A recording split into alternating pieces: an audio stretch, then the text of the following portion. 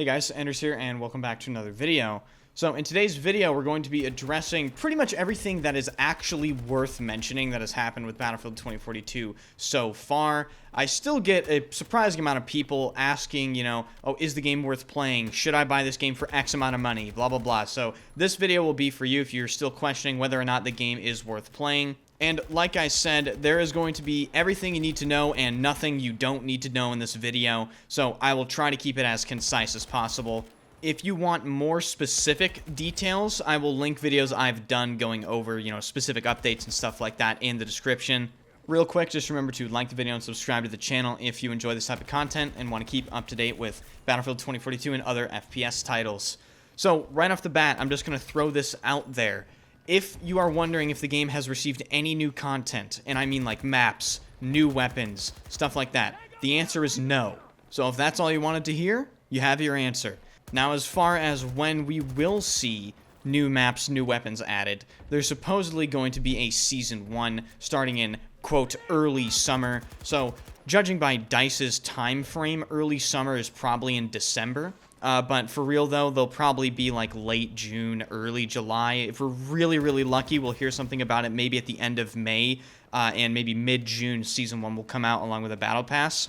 As far as all of the important fixes and stuff like that that has happened since the game has been released, we'll just go over pretty much everything that's worth mentioning. So, first off, there were some pretty big spread and hit registration changes pretty early on in the game's release cycle.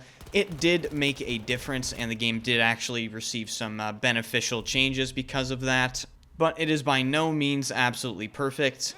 And as far as performance, the game has apparently, according to VIII, who, if you don't know who he is, he's a very well-respected PC optimization guy, does a bunch of Windows optimization guides. I'll link him in the description as well if you want to see his videos. According to him, the game has received about a 10% increase in FPS, but it is still, in my opinion, unacceptable, especially for people that unfortunately have lower end or maybe mid-end PCs. This game is still not going to be running up to your expectations, but it has gotten slightly better. Now, as far as weapon attachments and stuff like that, in the most recent update, patch 4.0, there were some major weapon attachment changes which do actually make some noticeable differences in the game's gunplay. And the attachments overall just have a better variety to them, because before, a lot of the attachments were the same, now they aren't. As far as notable vehicle changes, there have been changes to the most annoying vehicles in the game, namely the hovercraft and the bolt. The bolt and hovercraft should be a little easier to deal with. The hovercraft has had its armor reduced, and the bolt has had it so that the 30mm cannon was just overall less effective, and you can shoot the drivers out of the cockpit much easier. For a strange but very important fix, the proximity grenades also no longer lag the entire server. And there were changes to weapon spread / bloom, for people that don't know what I'm talking about when I say spread.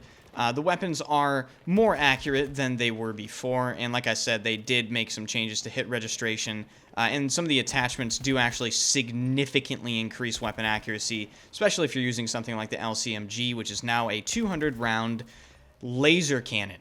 In the most recent update, there was an absolutely massive list of bug fixes. Most of them are miscellaneous, but a lot of them it did actually do something that fixed something irritating in the game, namely the bug where you exit a vehicle and you can't shoot or aim down sights. That bug is now fixed.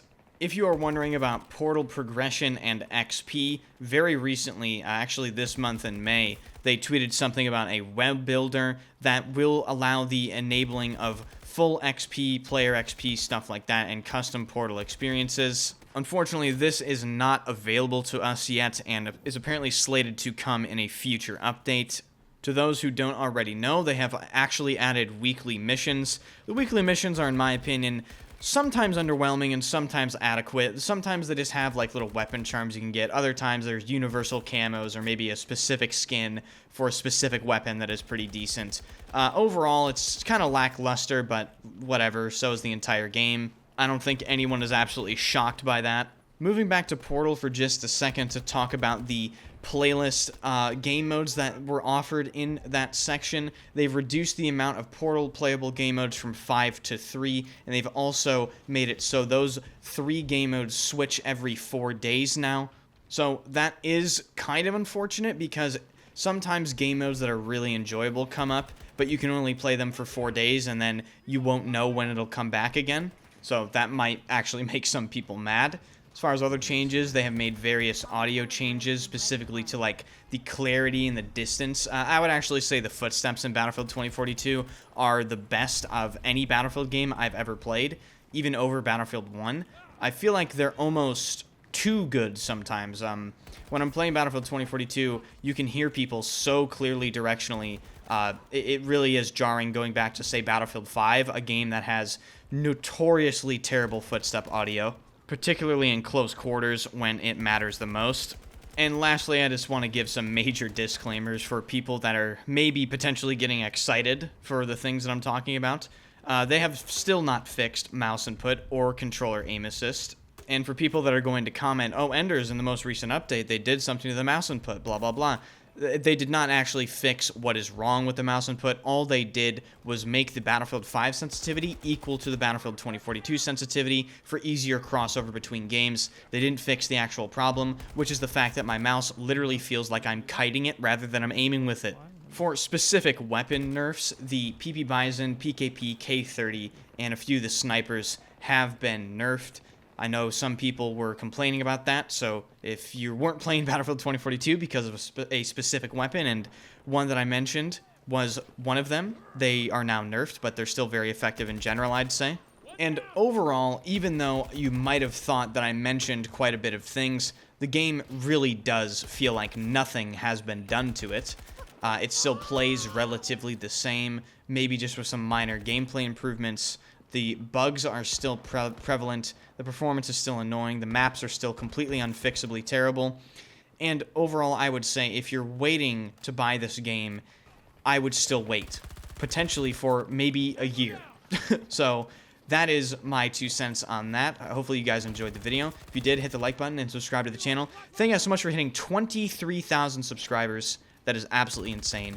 Join the Discord if you are not in it, and I stream every single day at twitch.tv/enders. Feel free to drop by. I would love to see some of you guys there. I will see you guys in the next one.